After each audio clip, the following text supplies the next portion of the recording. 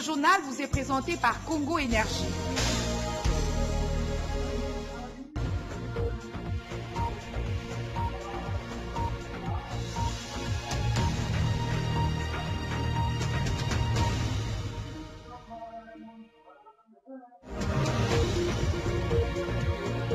Le président de la Chambre basse du Parlement a échangé ce mercredi avec l'envoyé spécial des États-Unis d'Amérique pour la région des Grands Lacs.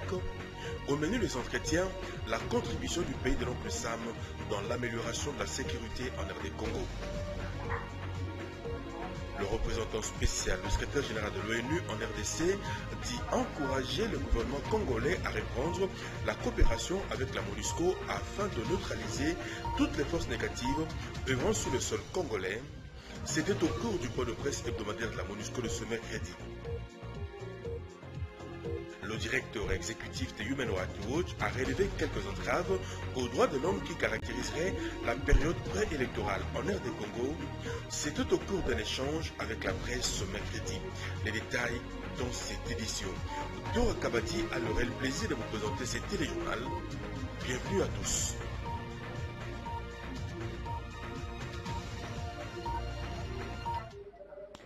Vous regardez Congo Télévision, mesdames et messieurs, bienvenue à tous. La MONUSCO exige le renforcement de l'autorité de l'État congolais pour mieux combattre les groupes armés opérant dans l'Est de la RDC. Le numéro 1 de la MONUSCO, Martin Kobler, dit encourager le gouvernement à reprendre la coopération avec son institution afin de neutraliser toutes les forces négatives œuvrant sur le sol congolais. C'était au cours du point de presse hebdomadaire de la MONUSCO de ce mercredi. Des précisions avec Léonika Benguele et Peter Nufila. L'armée congolaise soutenue par le casque bleu de la MONUSCO poursuit avec détermination les opérations militaires contre les éléments du Front de résistance patriotique de l'Ituri, auteur de nouvelles exactions contre les populations civiles. Dans les territoires de Beni, au Nord Kivu, la situation sécuritaire a été dominée par les opérations militaires menées par les troupes de l'armée congolaise contre les rebelles de l'ADF. Pour le patron de la MONUSCO, le renforcement de l'autorité de l'État dans les zones en conflit s'avère indispensable. Martin Kobler suggère au gouvernement congolais de coopérer avec les autorités ougandaises pour combattre la contrebande illicite, appuyant les rebelles de l'Alliance de forces démocratiques. L'ADF, c'est une organisation qui opère avec des moyens terroristes. C'est toujours très difficile de combattre des terroristes. Ce n'est pas à nous, la MONUSCO, de décider. Le gouvernement va décider comment gérer ce problème. Pour l'instant, alors c'est les FRDC, soutenus par la MONUSCO, qui combattent les actions, un changement de la politique. La MONUSCO condamne en outre le recrutement forcé des enfants dans le rang de groupes armés. Elle demande au gouvernement congolais d'arrêter et poursuivre les auteurs de ces crimes. Outre le recrutement forcé, souvent par l'enlèvement violent, les enfants sont témoins des atrocités et sont parfois obligés de les perpétrer eux-mêmes. Au moins 73 enfants ont été tués ou mutilés à la suite de violences liées au conflit cette année. La MONUSCO réaffirme avec force que ce phénomène doit cesser pour le bien-être des enfants.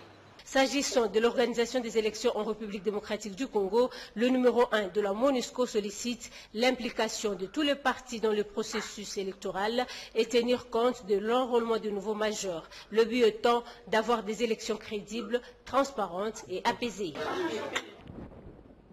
Et puis, journée chargée pour le président de l'Assemblée nationale. Aubin Minakou a échangé ce mercredi tour à tour avec Kenneth Roth, directeur exécutif des Human Rights Watch, et Thomas Perriello, envoyé spécial de l'ONU dans les Grands Lacs. Au menu, la détention de 2 activistes du mouvement Filimbi et l'évolution de la sécurité en RDC et dans les Grands Lacs. André Mokini et Boshilunga, reportage.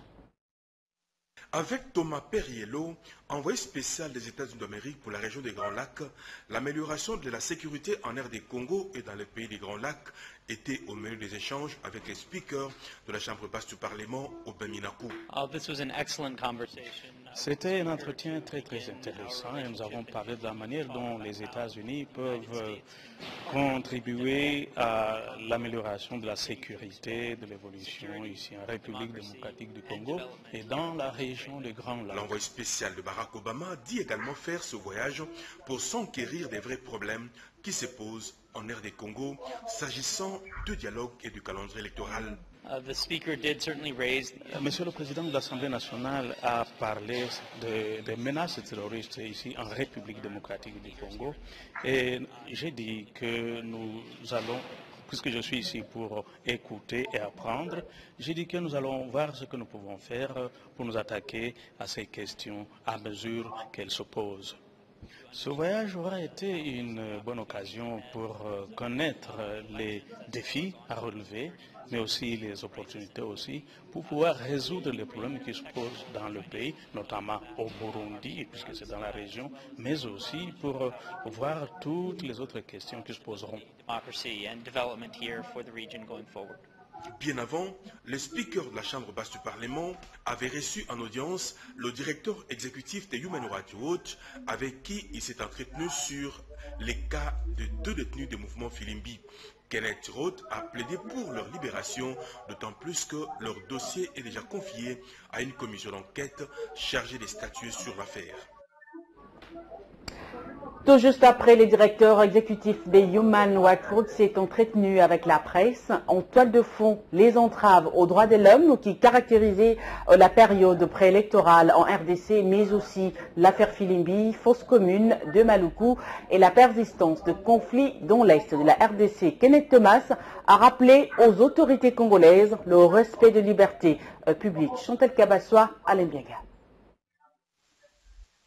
Dans son speech, Kenneth Thomas Roth, directeur exécutif des Human Rights Watch, dit s'être entretenu avec le président de la République, les défenseurs des droits de l'homme, mais aussi les familles des victimes des événements du 19 janvier dernier. Human Rights Watch dit ses inquiétudes face aux multiples atteintes à la liberté d'expression dans la période préélectorale. Des dossiers du genre Filimbi, fosse commune, évolution de la plainte des familles des victimes des événements de janvier dernier ont été abordés avec le haut sommet du pays qui lui a donné des assurances, voire une franche collaboration.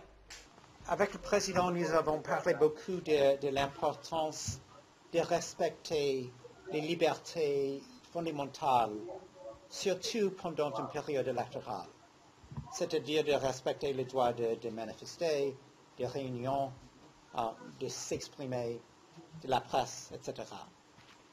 Il acceptait les principes qu'il faut respecter des droits et des libertés fondamentales toujours et surtout pendant une période électorale.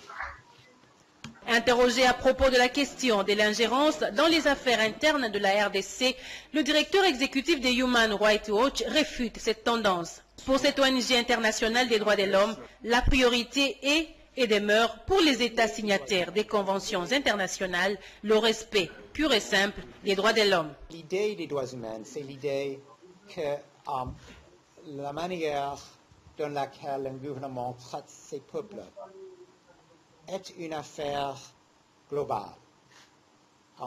Tout le monde a le droit de faire attention à la manière que chaque gouvernement traite ses peuples.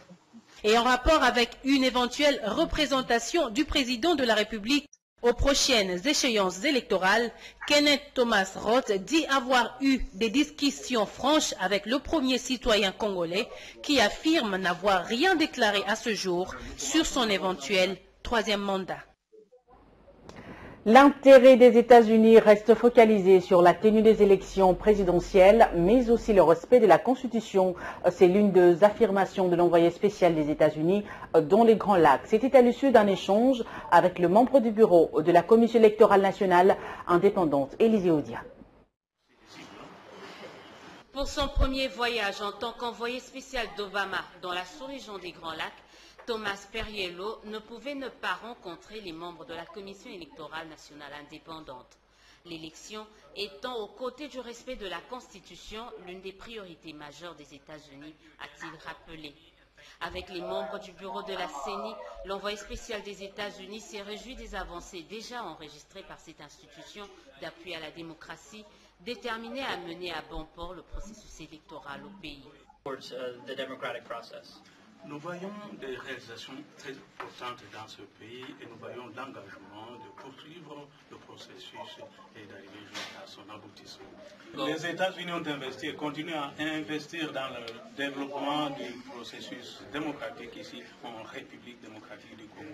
Et nous continuerons à rechercher l'occasion d'apporter des efforts et des contributions positives. Ce premier voyage a été une occasion pour écouter et apprendre ce que, à partir des autorités de ce pays, sur ce que vont faire les autorités pour que les États-Unis voient dans quelle mesure ils pourront intervenir. Nous comprenons qu'il y a une vaste gamme de sujets intéressants ici en RDC, mais notre intérêt à travers la région s'est concentré sur les élections présidentielles et sur le respect de la Constitution. Le soutien des États-Unis est certain, mais demeure donc conditionné, pas certain que cela soit du goût de Kinshasa. Ouverture ce mercredi d'un atelier sur le cycle d'aide et les actions de développement. Ces assises visent à renforcer les capacités du personnel de l'administration publique sur la mobilisation, l'utilisation et les suivis des ressources au service du développement. John Lungila et Magui Ngalamouloumé. C'est la vice-ministre du Plan et Révolution de la Modernité qui a donné les go de ces assises, lesquelles s'inscrivent dans le cadre des efforts menés par le gouvernement pour renforcer la coordination des actions de développement. Ainsi, tous les agents et hauts cadres, personnels des administrations publiques impliqués dans la mobilisation, planification du développement et gestion des ressources extérieures ont l'opportunité de se familiariser avec les nouveaux enjeux, principes et techniques de mobilisation des ressources. Pour Lisette Ngalamouloumé, cet atelier est une réponse aux objectifs du millénaire pour le développement. Les nouvelles perspectives de la mise en œuvre des objectifs de développement durable nécessitent de la République démocratique du Congo un redoublement d'efforts pour l'atteinte des résultats de développement, d'où la nécessité d'adopter les mesures garantissant la marche vers l'émergence à l'horizon 2030, basée sur la vision de la révolution de la modernité inspirée par le président de la République, chef de l'État Joseph Kabila. Le séminaire sur le cycle de l'aide présente donc une grande opportunité pour favoriser les échanges techniques devant permettre de renforcer les capacités et cadres nationaux dans le domaine de suivi et de la coordination de l'aide. Bria Gajraj, représentant résident à UDUPNUD, a pour sa part partagé 2 messages aux participants. Les besoins de financement pour le développement restent cependant élevés.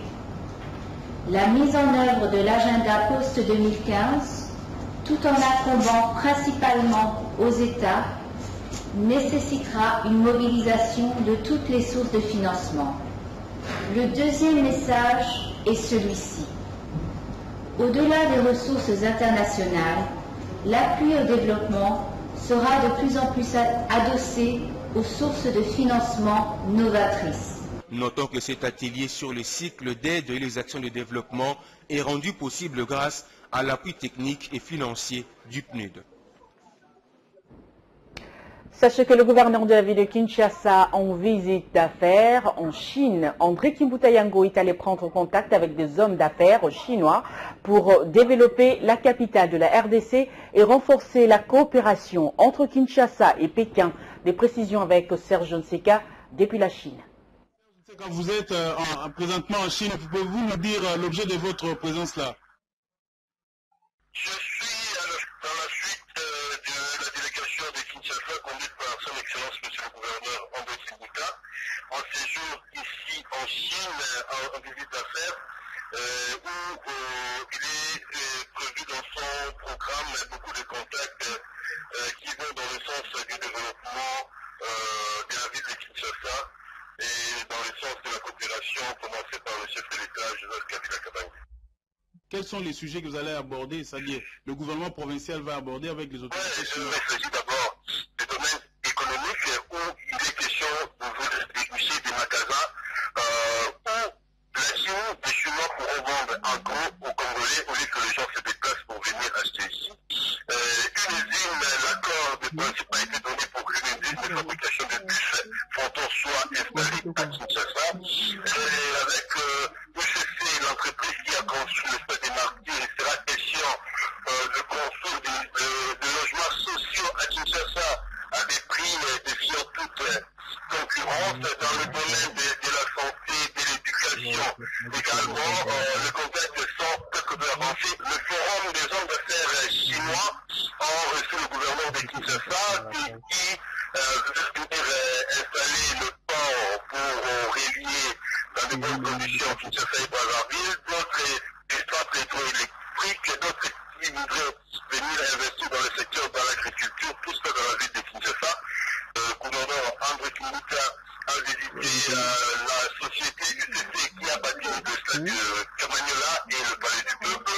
Le groupe Fonton qui fabrique 10 téléviseurs des transports qui surgissent à Kinshasa.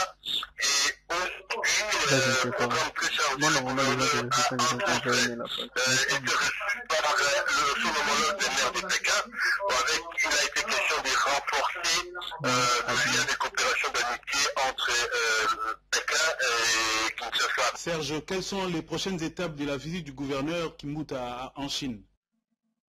Il est posé de créer des zones d'intérêt commercial à Kinshasa et le gouverneur Kimbuta va rencontrer, je disais, le maire de Mwanzu demain, avec qui sera question d'ouvrir des magasins, des dépôts où les produits chinois pourront être vendus directement à Kinshasa, au grossiste à des prix ici et ainsi combattre le petit commerce qui continue à être exercé par les étrangers parce que grossistes et le revendeur à la fin. Et après le vendredi matin, ça sera le tour de Shangon où le gouverneur sera également reçu. Il faudrait dire que la moisson a été fructueuse pour le gouverneur André Kimbuta et sa délégation et surtout en bon marketeur, il a marqué beaucoup de points en faveur de Kinois. Serge Nseka, merci pour vos précisions par rapport à cette mission en Chine. Merci Serge Nseka pour votre collaboration. Dans le reste de l'actualité, les députés nationaux Mushizi Kizito réclament la reprise des enquêtes judiciaires sur le coulage de recettes et une perte sèche de 3 milliards de dollars américain à la Direction générale de douane et assises du Katanga. Il a dénoncé ce mardi devant la presse une vaste opération de corruption avec l'implication des instances insoupçonnées au siège de l'UNC à Kasavubu. Les députés UNC Mushizi, Fundiko Kizito est perplexe et n'arrive pas toujours à s'expliquer l'arrêt brutal de l'enquête judiciaire sur la disparition, dit-il, de 3 milliards de dollars américains à la DGA Katanga. J'avais eu l'avantage en son temps, plus exactement en mai 2014, d'écrire au ministre en charge des Finances à l'époque une question écrite au sujet de la disparition du manque à gagner par le Trésor public de 3 milliards de dollars. N'ayant pas reçu de réponse qui m'aurait permis de poursuivre mon initiative de contrôle parlementaire, je trouve pour le moment l'ère politique propice à relancer cette question, cette fois-ci dans l'opinion, afin que la justice fasse son travail. La commission d'enquête mise sur pied après sa question écrite adressée à la ministre de la Justice de l'époque n'a pas pu achever son travail alors qu'elle avait déjà amorcé les investigations. Des suites d'un coup de fil provenant de Kinshasa, affirme encore Mushizi, l'enquête a été arrêtée net sans préciser d'où provenait cet appel. Les questions qui se posent sont celles-ci. Où en est le dossier dans le suivi que le gouvernement est censé faire pour encadrer, maximiser et utiliser à bon escient les recettes de l'État? Il y a donc fort à craindre que la demande de réouverture de l'enquête exigée par les députés UNC demeure sans suite et que les questions qui se posent autour de ces vastes réseaux de corruption et de fraude restent elles aussi sans réponse, et ce pour longtemps encore. Thérèse Olenga, placée à la tête du secrétariat technique du groupe thématique genre de la ville-province. La ministre provinciale du genre a la charge de mener à bien la mission de ce groupe thématique, notamment dans la promotion des actions liées au genre. La cérémonie d'installation a coïncidé avec la clôture d'un atelier consacré à cet effet. Élisée Oudia, commentaire. Le groupe thématique genre de la ville de Kinshasa, enfin installé. Il sera piloté par la ministre provinciale du genre. C'était à l'issue d'un atelier au cours duquel Thérèse Olenga s'est réjouie de la qualité d'échange ayant caractérisé ses assises. À elle de rappeler les objectifs assignés à ce groupe, entre autres la promotion de la lutte nationale pour le genre, mais aussi l'égalité des sexes ainsi que l'autonomisation des femmes. Pour Thérèse Olenga, l'atteinte des résultats dépend de la conjugaison des efforts de tous. En outre, ce groupe revêt une importance capitale, a renchéri la ministre provinciale du genre.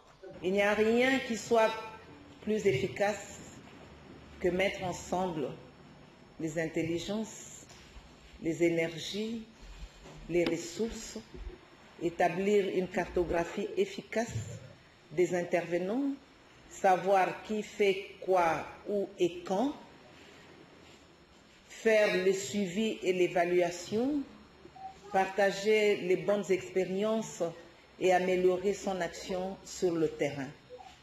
On ne sait pas aboutir à de bons résultats si on ne se met pas ensemble, si on ne partage pas l'information, si on ne se met pas tous au même niveau d'information. Kinshasa, notre ville capitale, a besoin de tous les acteurs qui soient, bien entendu, compétents, compétitifs, mais qui aient le vrai pouvoir, qui est le pouvoir de l'information, de ce que j'ai fait, de ce que fait l'autre et de comment nous pouvons améliorer cela. Tout s'est déroulé en présence de la ministre nationale du genre, famille et enfants, mais aussi des partenaires tels l'UNICEF. Son représentant en a profité pour rappeler les circonstances qui ont concouru à la mise en place de ce groupe thématique sectoriel. Cela remonte à janvier 2008. Ce cadre formel de concertation et de dialogue permanent a été créé dans le souci de répondre aux exigences de la mise en œuvre du suivi et de l'évaluation du document stratégique de croissance et réduction de la pauvreté. Pour sa part, l'inspecteur provincial de la police nationale à la ville de Kinshasa tient au prix à sécuriser les Quinois au Célestin Kanyama. Invite pour ce faire les propriétaires de bus en panne d'évacuer les caracasses sur leur route, mais aussi de vérifier la qualité des chauffeurs à qui ils confient leur véhicule. Suivez. Plus jamais des carcasses, des épaves sur la voie publique. Jamais à Kinshasa des épaves, des carcasses sur la voie publique. Et les patrons des bus, ils doivent très bien vérifier la qualité des chauffeurs. Il a un permis de conduire, reçu dans de bonnes conditions. Est-ce que ce monsieur remplit toutes les conditions requises pour être chauffeur? Ce n'est pas des opportunistes qui s'improvisent chauffeurs et on lui donne les volants pour conduire sur la voie publique. Ça, c'est la capitale de la République. Ça, c'est l'image de notre pays. Il ne faudrait pas que n'importe qui se réveille le matin et au volant en train de conduire. Ils ont tellement distribué la mort à travers la ville, fini cette aventure. Jamais les carcasses, les épaves sur la voie publique. À n'importe quel. Fini des intimidations des chauffeurs, fini des aventures, on va faire ceci. Fini. Même s'il faut venir te prendre dans ta maison, on viendra te chercher. Je crois que ça, c'est un message fort pour sécuriser notre population. Et je suis très content. La population, maintenant, c'est une population qui commence à comprendre qu'on ne doit pas nous manipuler, nous instrumentaliser par des gens pour l'impositionnement. Fini cette histoire-là. Nous sommes là pour sécuriser notre population en ce qui concerne la circulation routière. Voilà, enfin, une délégation du Conseil pour la paix a récemment séjourné à Genève. Elle y a rencontré de hautes personnalités avec à la clé de projets de promotion humanitaire en RDC. La délégation de Culpac, conduite par son secrétaire général Damien Bicot, a rencontré à Genève en Suisse des hauts fonctionnaires de l'ONU de la division humanitaire, à l'instar de M. Max Adorn, le directeur coordonnateur de la division humanitaire. Ce dernier a promis l'installation prochaine à Kinshasa de la banque humanitaire, et ce pour toute la République démocratique du Congo. Le coordonnateur Max Adorn a été également mis au parfum de l'élévation du prophète Dominique Konde Polo au rang de ministre universel pour la paix. Magnifique, des gens magnifiques. Et franchement, je souhaite beaucoup de bonheur à l'ensemble du Congo. Et en regardant comment ça se passe depuis ici, à Genève, j'ai beaucoup d'espoir que les choses vont s'améliorer au Congo. Au-delà du directeur coordonnateur de la division humanitaire de l'ONU, la délégation de Culpac a pris langue également avec le prince saoudien et le directeur de la commission des droits de l'homme de l'ONU, M. Sied. La délégation du Conseil universel pour la paix de l'UNESCO poursuit sa tournée dans l'espace Schengen.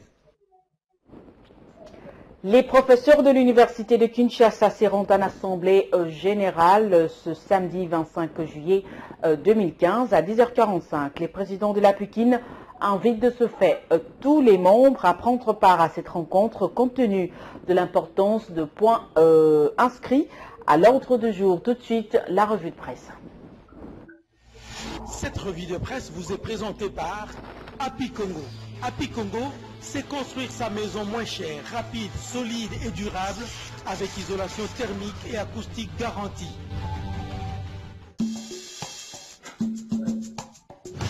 Bonsoir. ADEF suspecte pinotier de la RDC, titre le phare. Selon les confrères, à l'instar de Kigali avec l'FDLR, Kampala a trouvé son fonds de commerce. Le quotidien soutient que c'est intriguant de constater que le ADF Nalou rebondisse chaque fois qu'elle se trouve sur le point d'être anéantie par l'armée nationale congolaise. Des millions de Congolais sont tentés de faire endosser au président ougandais Yoweri Museveni la responsabilité des attaques à répétition des rebelles de l'ADF contre les populations et les localités congolaises du Nord Kivu. S'agissant de FDLR, la référence plus constate l'échec du gouvernement et de la MONUSCO. Ceci concerne l'enregistrement biométrique des réfugiés rwandais suspendus au Nord Kivu. La consoeur qui cite la radio onusienne renseigne que la Commission nationale de réfugiés et le Haut Commissariat aux réfugiés ont évoqué des raisons techniques, des défis de sécurité et des problèmes d'accessibilité à ces populations. Le vif du Congo révèle une nouvelle mafia à la MONUSCO. Il s'agit pour l'hebdomadaire d'un mouvement du personnel à la mission onusienne. Après les remous de mai dernier, la mission onusienne vient d'être frappée par une nouvelle affaire de tripatouillage avec les salaires et les contrats du personnel local. Martin Kobler s'est dit surpris, mais ne convainc pas les Congolais. Session extraordinaire, dialogue, élection en RDC, équation au choix difficile, s'exclame la prospérité. La consoeur indique qu'à 2 semaines de la clôture, le 4 août prochain, de la session extraordinaire, le gouvernement n'a pas encore transmis le projet de loi portant répartition des sièges pour des élections locales, municipales et urbaines. Conséquence, la plénière de l'Assemblée nationale devant examiner et adopter le dit projet de loi n'est toujours pas convoquée. Dans l'opinion, on s'interroge sur l'applicabilité du calendrier électoral global. Quant à la province orientale, qui vit déjà au rythme du découpage avec les 5 provinces aux dimensions des États, Géopolice Hebdo signale une ruée vers les gouvernorats. Mais les codes d'accès est aux mains des Jean Bamanissa. Selon les tabloïds, 7 candidats sont de plus en plus cités. Osumaka Augustin, Faustin Toengao et Jean Ilongo pour la province de la Chopo, Arma Kasumbu Mbaya pour la province du Bas-Ouélé, Simon Bouloupi et Joseph Bangakia pour celle du Haut-Ouélé, Jean Bamanissa, Médard Outsai et John Tibasima pour la nouvelle province de l'Ituri. Mais pour tous ces candidats, le code d'accès est aux mains de Jean Bamanissa. Enfin, quant à l'élection des gouverneurs, Forum des As signale que 15 nouvelles provinces sont bloquées. Raison avancée, les cours d'appel chargées de connaître les contentieux électoraux des scrutins n'existaient pas encore. Le pouvoir central aurait mieux fait d'installer d'abord ces juridictions avant toute élection. Bonsoir.